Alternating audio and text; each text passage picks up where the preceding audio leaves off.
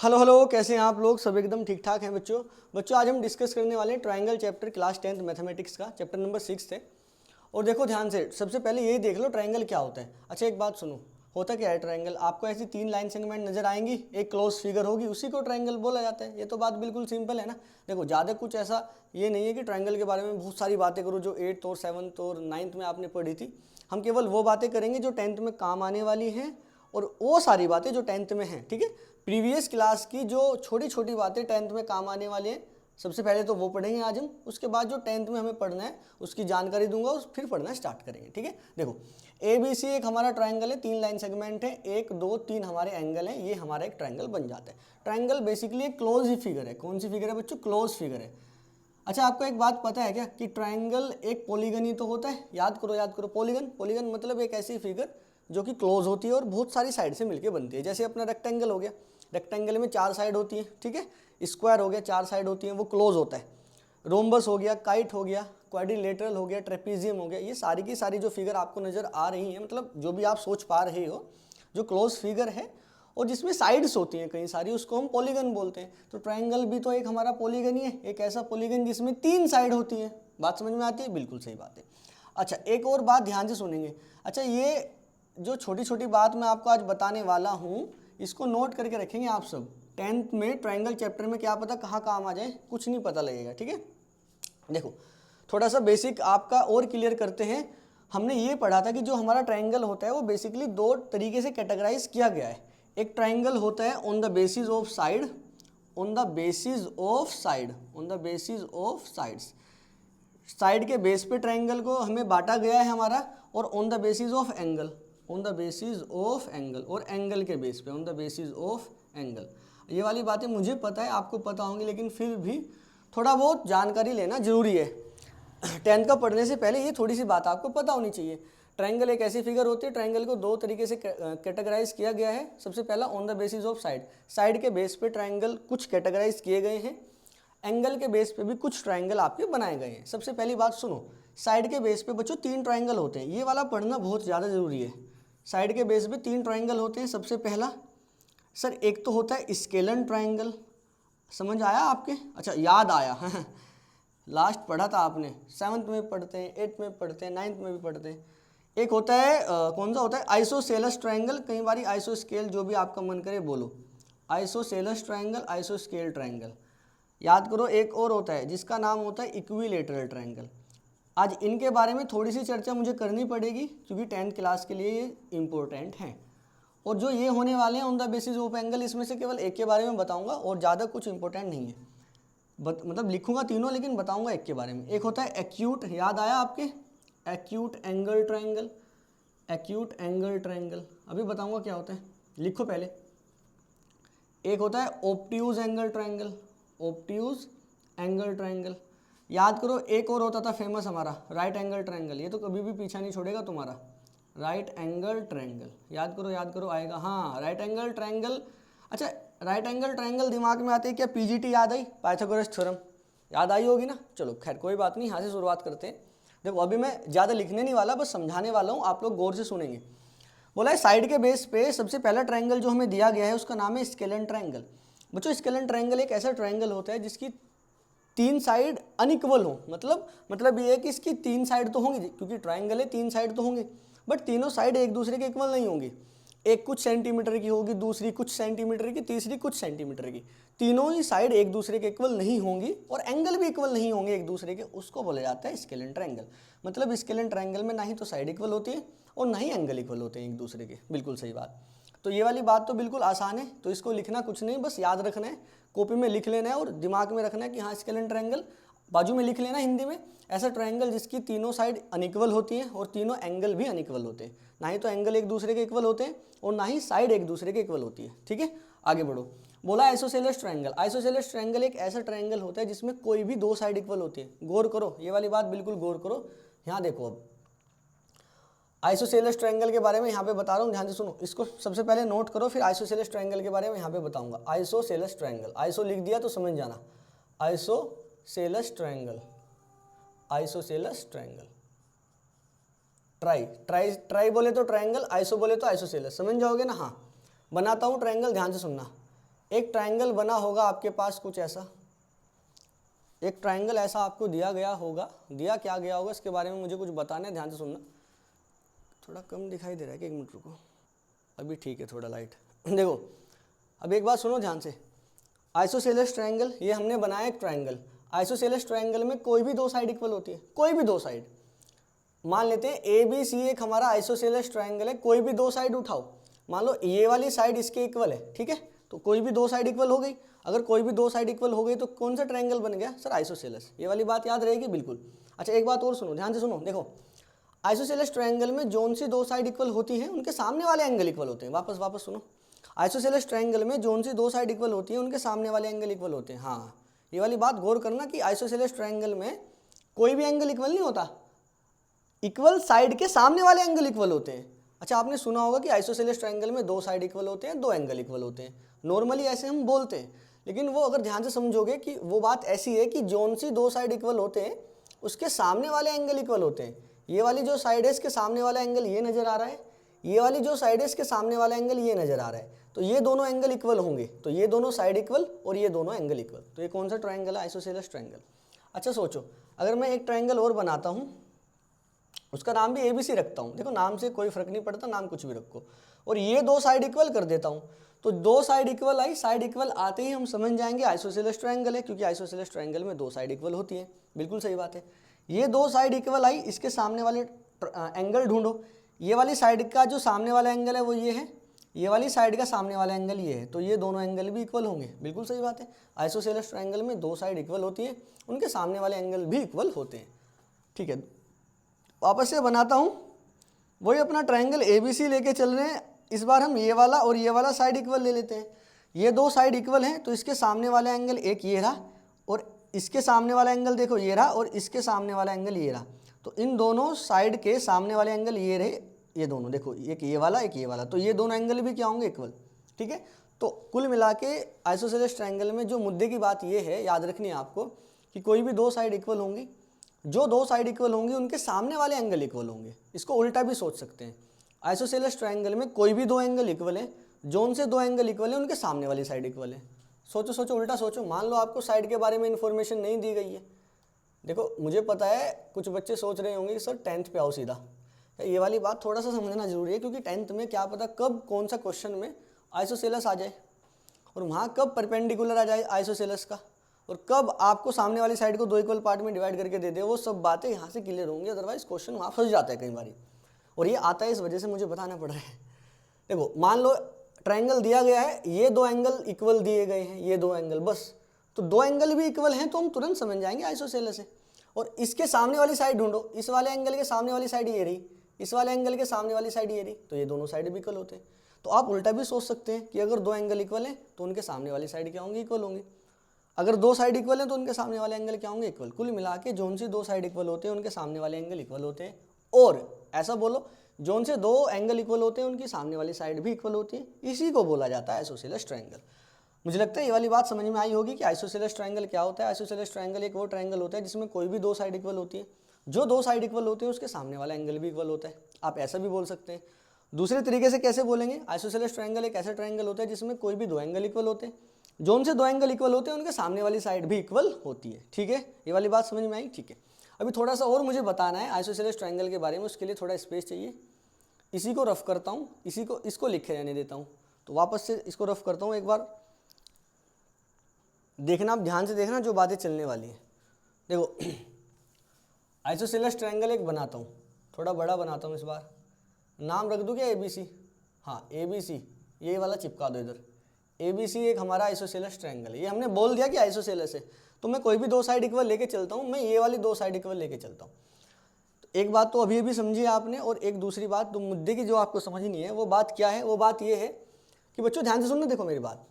Isosceles triangle में अगर दो साइड इक्वल आपको दी गई हैं या नहीं भी दी गई हैं तो आप ढूंढ लेंगे मिल ही जाएगी आपको। मान लो ये दो साइड इक्वल आपको दी गई हैं और इसके बीच से आप एक कोई भी परपेंडिकुलर ड्रॉ करते हैं। ये लो, ये हमने परपेंडिकुलर ड्रॉ किया। ये वाली बात नोट करना प्लीज़, ये वाली बात बिल्कुल बहुत ज़्यादा इंपॉर्टेंट है।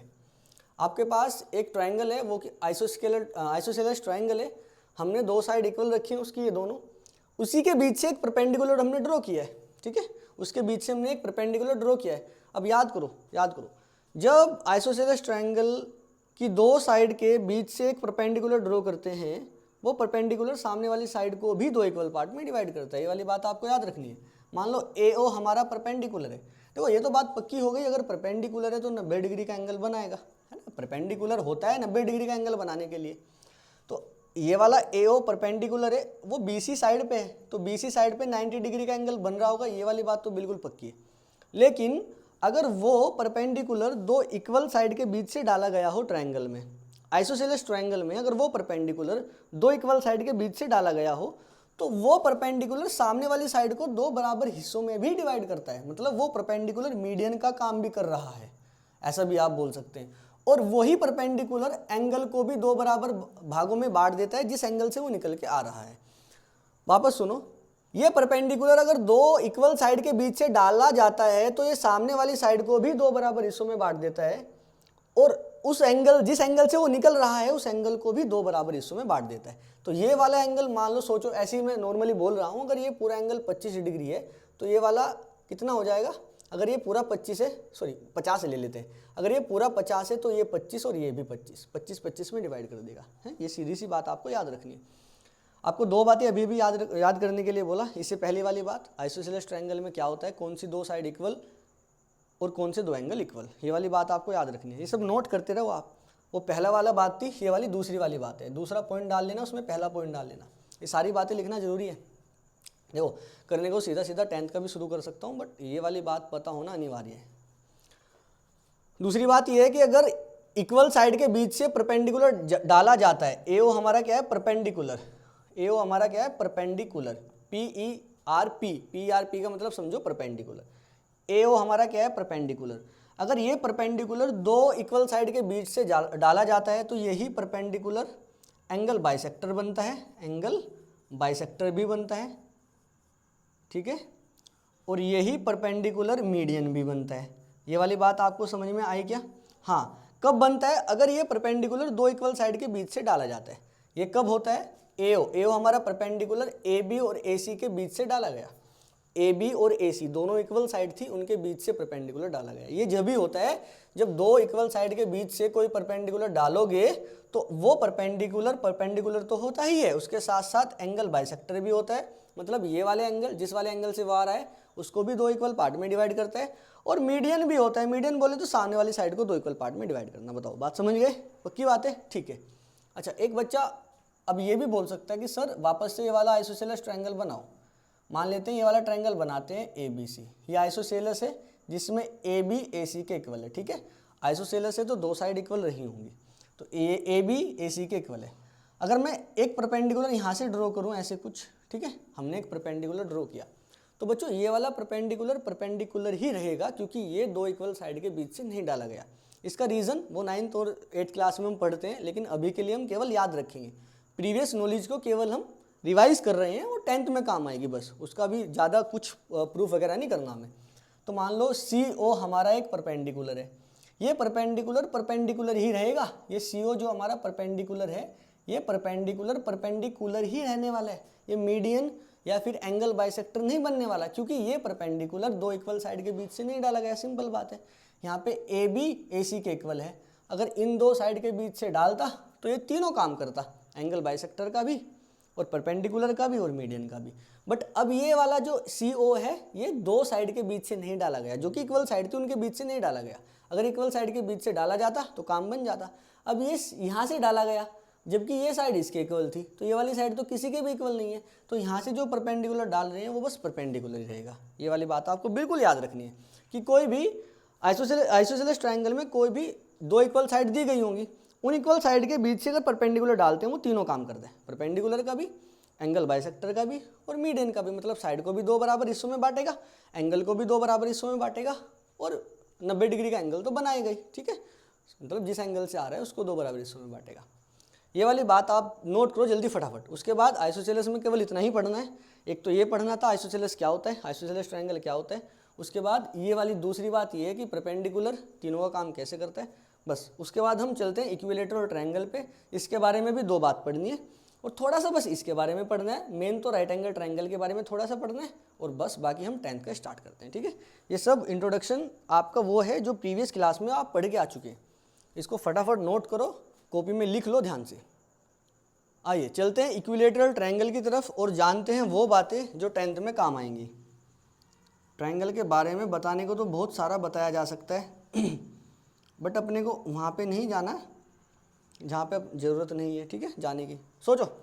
इक्विलेटरल ट्रायंगल के बारे में थोड़ी सी बात आप सोचो, थोड़ी सी मैं बताऊँगा, थोड़ा थोड़ा मिला के सारा बन जाएगा, बस इतना ही काम हमें चाहिए। देखो आ जाओ, equilateral triangle. Sir equilateral triangle बोले तो इक्वी मतलब समझो। अच्छा वो सुना था कि आपने, एक मिनट रुको, एक वर्ड सुना था कि इक्वी एंगुलर, है ना? हाँ, मतलब सारे एंगल इक्वल। तो इक्विलेटरल ट्रायंगल बोले तो सारी साइड भी इक्वल, है ना? तो इक्विलेटरल ट्रायंगल, सारी साइड इक्वल और सारे एंगल इक्वल। अच्छा बस इतना ही होता है। हाँ, मेन बात तो बस यही है जो पता होनी चाहिए आपको। इक्विलेटरल इक्विलेटरल इक्विलेटरल इक्विलेटरल, याद करो, इक्विलेटरल इक्विलेटरल ट्रायंगल। ठीक है, तो इक्विलेटरल ट्रायंगल में सारी साइड इक्वल एक दूसरे के, ऑल साइड्स आर इक्वल। मजा आ जाता है इसके बारे में पढ़ के, क्योंकि बहुत सारी बातें इसके बारे में ऐसी हैं जो 10th में सीधी सीधी भी पूछ ली जाती हैं कई बारी।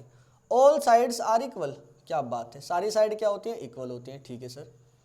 All angles are equal to each other, all angles are equal, सारी साइड भी इक्वल होती हैं और सारे एंगल्स भी इक्वल होते हैं। All angles are equal.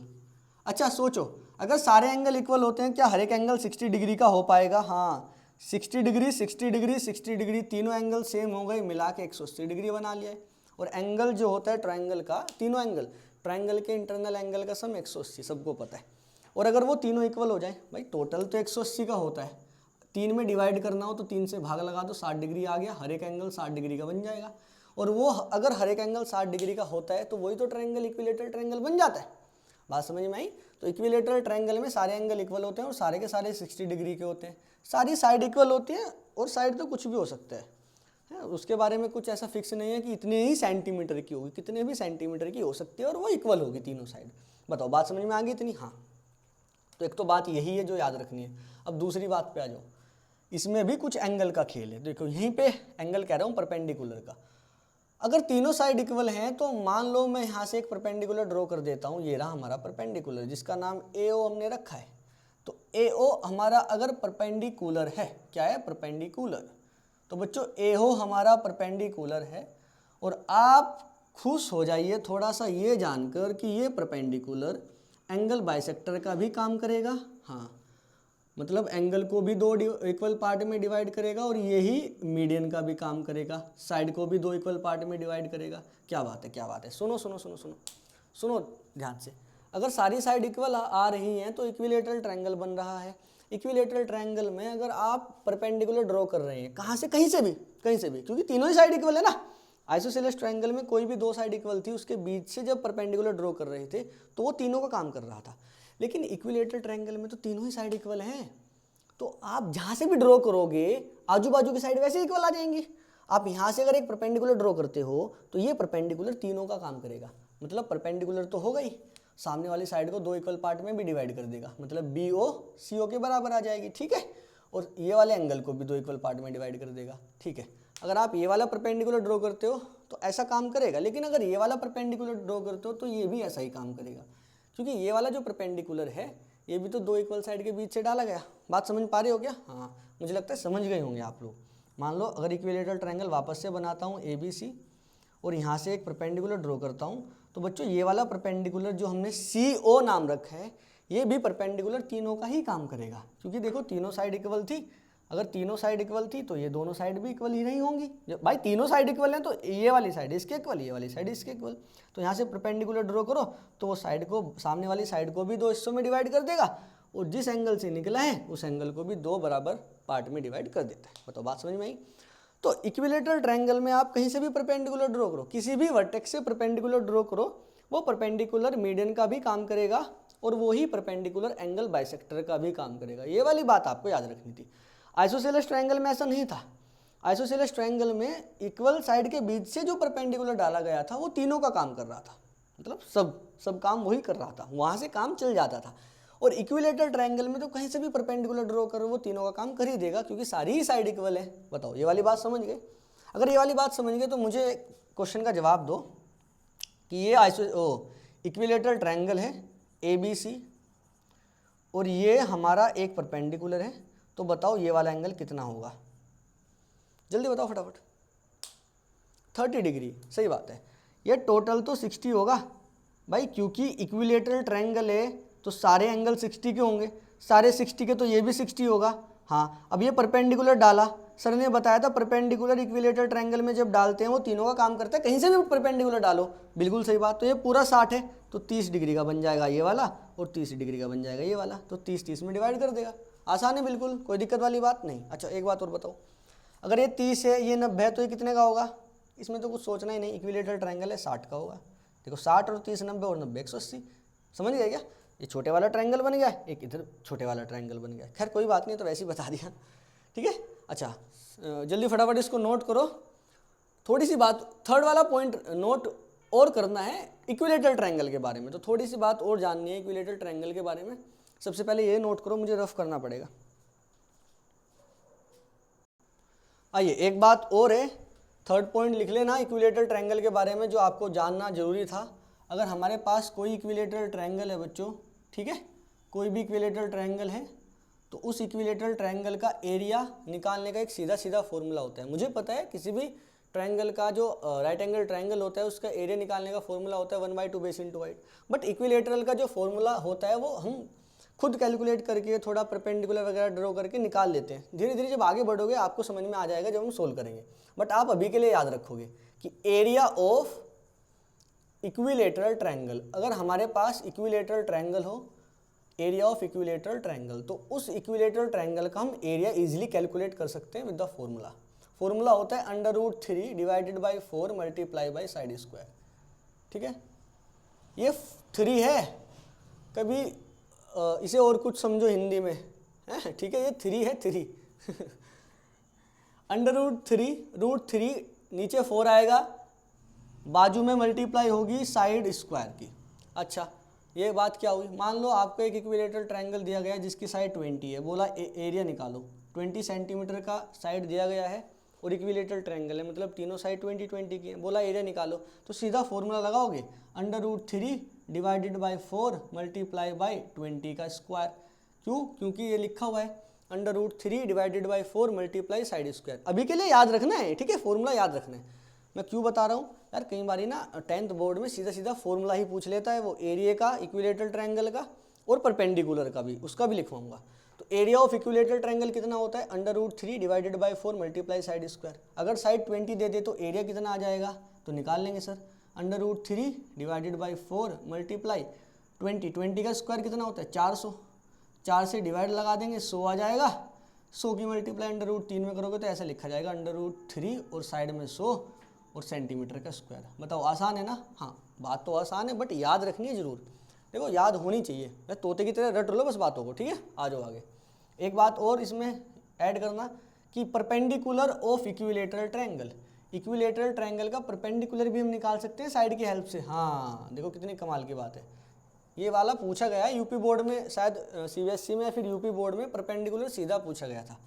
Perpendicular of equilateral triangle, equilateral triangle, ये वाली बात ना हमने आइसोसेलेस ट्रायंगल में नहीं लिखवाई थी, क्योंकि वहाँ ऐसा कुछ होता नहीं है जरूरी, ये फिक्स होता है बट इक्विलेटरल में। Perpendicular of equilateral triangle, equilateral triangle का परपेंडिकुलर क्या होता है, देखो अब लिखवाता हूँ, ध्यान से सुनना। एक मिनट रुको यार, ये एक मिनट वीडियो पॉज करनी पड़ेगी मुझे, एक मिनट। अच्छा चला गया, खैर अरे यार कुछ ना कुछ बाहर से आता जाता रहता है, कभी ट्रैक्टर कभी कुछ, तो आवाज़ ज़्यादा ना आए उस वजह से वीडियो को पॉज करना होता है। देखो perpendicular of equilateral triangle, equilateral triangle का परपेंडिकुलर क्या होता है, देखो ये परपेंडिकुलर अगर मैं ड्रॉ कर दूँ ना तो आप सीधा सीधा इसको कैलकुलेट कर सकते हो। फॉर्मूला है √3 divided by 2 multiply by side, आप लोग याद रखेंगे, ठीक है। देखो अभी के लिए याद रखना है, अभी के लिए ये मत सोचो सर कहाँ से आया है, जब पूरा ट्रायंगल चैप्टर पढ़ लेंगे ना तब आपको समझ में आ जाएगा कहाँ से आया था, लेकिन अभी के लिए याद रखना है पहले ही इसलिए लिखा रहा हूँ कि आपको समझ में आ जाए कि हाँ इंपॉर्टेंट होगा, तभी तो सबसे पहले बात कर ली इसकी, सबसे पहले नहीं लेकिन इंट्रोडक्शन में 10-20 मिनट के बाद तुरंत इसकी बात कर ली सकते हैं ना, तो ये इंपॉर्टेंट है, उस वजह से इसके बारे में बात करना जरूरी है। तो परपेंडिकुलर, जैसे मान लो AO हमारा परपेंडिकुलर है, तो ये परपेंडिकुलर इक्विलेटरल ट्रायंगल क्या होता है, √3 divided by 2 multiply by side, √3 divided by, अरे यार हो गया, √3 divided by 2 multiply by side, √3 divided by 2 multiply by side. Area क्या होता है, √3 divided by 4 multiply side square, √3 divided by 4 multiply side square. Perpendicular क्या होता है, √3 डिवाइडेड बाई 2 मल्टीप्लाई साइड। याद करो मेरे साथ। एरिया सर √3 दोनों में आएगा, √3 नीचे 4 आएगा मल्टीप्लाई साइड स्क्वायर आएगा एरिया में। परपेंडिकुलर में √3 आएगा, नीचे 2 आएगा, बराबर में साइड आएगा केवल। देखो एरिया में साइड स्क्वायर और 4 का 2 बन जाता है, परपेंडिकुलर में केवल साइड होता है, जो खोपड़ी पे 2 लिखा है वो नहीं होता है, और यहाँ पे 4 में से 2 गायब हो जाता है, 2 बच जाता है। याद कर लोगे ना। तो perpendicular √3 divided by 2 multiply side, area √3 divided by 4 multiply side square, किसका, इक्विलेटरल ट्रायंगल का। ठीक है, याद हो गया बिल्कुल। आपको साइड 20 दी गई थी तो आपने एरिया निकाल लिया था। अगर यही वाले क्वेश्चन का मुझे परपेंडिकुलर निकालना हो तो क्या ये वाले फॉर्मूले से निकाल सकता हूँ, बिल्कुल निकाल सकता हूँ। √3 divided by 2 multiply by side, side कितने 20 रखो, 2 से डिवाइड लगाओ 10 आ गया, 10 मल्टीप्लाई √3 तो 10 √3, ये हमारा परपेंडिकुलर आ गया। समझ गए क्या बात को, आसान था, बिल्कुल आसान था। तो स्केलेन ट्रायंगल में कुछ खास नहीं था बताने का, लेकिन आइसोसेलेस ट्रायंगल में थोड़ा सा था, इक्विलेटरल ट्रायंगल में थोड़ा सा ज़्यादा था बताने का। तो हमने सारा कुछ बता दिया है जो 10th क्लास में काम आएगा, वो तो सब कुछ हो चुका। अब थोड़ी सी बात कर लेते हैं राइट एंगल ट्रायंगल की, ऑब्ट्यूज एक्यूट की। आपको पता होगा एक्यूट एंगल ट्रायंगल वो होते हैं जिसमें 90 से छोटे सारे एंगल होते हैं। वैसे भी एक्यूट मतलब एक्यूट समझ में आता है 90 से छोटा, तो एक्यूट एंगल ट्रायंगल में सारे एंगल 90 से छोटे होते हैं। ये वाली बात आप याद रखेंगे, अभी याद रखो बस, लिखना कुछ नहीं है। एक्यूट एंगल ट्रायंगल वो ट्रायंगल होता है जिसमें हर एक एंगल 90 से छोटा होता है। ऑब्ट्यूज एंगल ट्रायंगल वो ट्रायंगल होता है जिसमें एक एंगल 90 से बड़ा होता है। अरे सारे थोड़े 90 से बड़े हो सकते हैं, समझ रहे हो क्या आप लोग। मान लो एक ट्रायंगल बनाता हूँ मैं जिसका नाम ऑब्ट्यूज एंगल ट्रायंगल है, उसमें मान लो ये वाला एंगल हम 90 से बड़ा बना देते हैं, सपोज दैट 120 का हो गया। अगर ये 120 डिग्री का हो गया तो ये वाले कितने के आ जाएंगे सर, 30 डिग्री के। ये भी 30 का आ जाएगा, ये भी 30 और 30 60 और 60 और 120 120 और 60 180 हो गया। ठीक है, तीनों एंगल 180 के होते हैं ना। अच्छा 30 जरूरी नहीं है 30 का ही आए, वो और कुछ भी आ सकता है, हमने बस नॉर्मली ऐसे ही लिख दिया, मुझे केवल समझाना था। अच्छा देखो जरूरी नहीं है 30 का ही, ये और कुछ भी आ सकता है, और कुछ भी आ सकता है। मुद्दे की बात ये है ऑब्ट्यूज एंगल ट्रायंगल में केवल एक एंगल ही 90 से बड़ा होता है, बाकी दो 90 से छोटे होते हैं। तीनों 90 से बड़े नहीं हो सकते, आप लेके देख लो ना यार, 90 से बड़े कैसे ले सकते हो, एक ही तो 90 से बड़ा ले सकते हो। अगर तीनों 90 से बड़ा लेने की कोशिश करोगे तो तीनों का सम 180 से ज़्यादा हो जाएगा। अगर तीनों का सम 180 से ज़्यादा हो जाएगा, कहीं ना कहीं ट्रायंगल ही नहीं बन पा रहा होगा, क्योंकि ट्रायंगल के तीनों इंटरनल एंगल का सम ही 180 होता है। ठीक है, मुझे लगता है उतनी बात आप समझ पा रहे होंगे। तो एक्यूट में सारे के सारे एंगल 90 से छोटे होते हैं, ऑब्ट्यूज में केवल एक एंगल 90 से बड़ा होता है। और राइट एंगल ट्रायंगल देखते ही तुरंत समझ में आना चाहिए दिमाग में, PGT पाइथागोरस थ्योरम है। ठीक है, राइट एंगल ट्रायंगल में एक एंगल एकदम 90 डिग्री का बन जाता है, तो ये रहा 90 डिग्री का। ठीक है, अब इसके बारे में मुझे थोड़ी सी चर्चा करनी पड़ेगी, तो साइड थोड़ा रफ करता हूँ साइड से। आइए देखिए ध्यान से देखो, पहले ट्रायंगल बना लूँ। राइट एंगल ट्रायंगल है ये 90 डिग्री का एंगल है, ABC अपना नाम है। ठीक है, देखो एक राइट एंगल ट्रायंगल में एक सबसे बड़ी साइड होती है, दो छोटी साइड होती हैं। जो 90 डिग्री के सामने वाली साइड होती है वो लॉन्गेस्ट साइड होती है, सबसे बड़ी साइड यही होती है ट्रायंगल में, राइट एंगल ट्रायंगल में। और लॉन्गेस्ट साइड को हाइपोटेनियस बोला जाता है। प्रोनंसिएशन आपके हिसाब से अलग अलग कैसे भी हो सकता है, आप अपने अकॉर्डिंग करिए, कोई दिक्कत वाली बात नहीं है।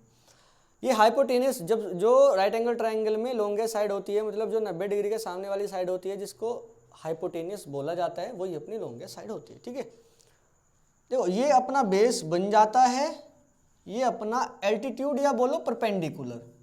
ठीक है, एल्टीट्यूड या फिर PER PENDICULAR परपेंडिकुलर, एल्टीट्यूड भी बोल सकते हैं। बेस परपेंडिकुलर चेंज होता जाता है। आप जब वो पढ़ोगे ना ट्रिग्नोमेट्री, तो वहाँ समझ में आएगी ये वाली बात कि बेस कभी कभी परपेंडिकुलर कभी कभी बेस बन जाता है। वो डिपेंड करता है एंगल पे। चलो खैर ये वाली बात छोड़ो, अभी के लिए यही समझो ये हमारा बेस है, ये हमारा परपेंडिकुलर है, 90 डिग्री के सामने वाला जो साइड है वो हमारा हाइपोटेनियस है, ठीक है। ये हमारा होता है राइट एंगल ट्रायंगल की थोड़ी सी कहानी। अब राइट एंगल ट्रायंगल में पीजीटी लगती है, पाइथागोरस थ्योरम, एक फेमस थ्योरम है जो कि राइट एंगल ट्रायंगल में काम करती है, जिसका नाम है पीजीटी, हम शॉर्ट में बोलते हैं, मतलब पाइथागोरस थ्योरम।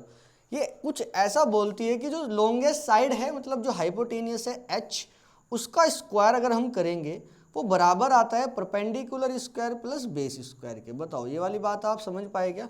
समझने का इसमें ऐसा कुछ है नहीं, याद रखने का है, और याद भी कुछ नहीं रखने का है। बच्चे 7वीं से इसको पढ़ते आते हैं, फिर 8वीं में पढ़ते हैं, फिर 9वीं में पढ़ते हैं, 10वीं में अल्टीमेटली ये काम कहीं ना कहीं आ जाता है।